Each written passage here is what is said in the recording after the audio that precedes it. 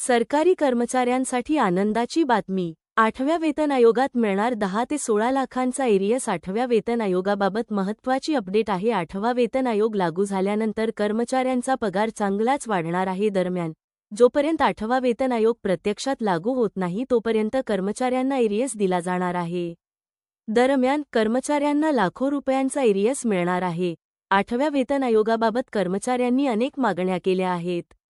यातील महत्त्वाची मागणी म्हणजे फिटमेंट फॅक्टर. कर्मचाऱ्यांच्या मागणीप्रमाणे जर 3.83% फिटमेंट फॅक्टर लागू केला तर कर्मचाऱ्यांना चांगलीच पगारवाढ मिळणार आहे. 8वा वेतन आयोग 1 जानेवारी 2026 पासून लागू झाला आहे, त्यामुळे तेव्हापासूनचा एरियस कर्मचाऱ्यांना मिळणार आहे. कर्मचाऱ्यांना 10 लाखांपर्यंत एरियस मिळू शकतो. सरकारी कर्मचाऱ्यांची पगारवाढ ही फिटमेंट फॅक्टरवर ठरवली जाते. कर्मचाऱ्यांनी 3.833 फिटमेंट फॅक्टर ठेवण्याचा प्रस्ताव दिला आहे. जर हा प्रस्ताव मंजूर झाला तर त्यानंतर बेसिक सॅलरी 18,000 रुपयांवरून 69,000 रुपये होणार आहे.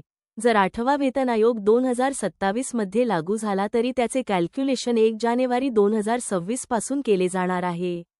या महिन्यांसाठी सरकारी कर्मचाऱ्यांना एरियस म्हणजे फरक दिला जाणार आहे.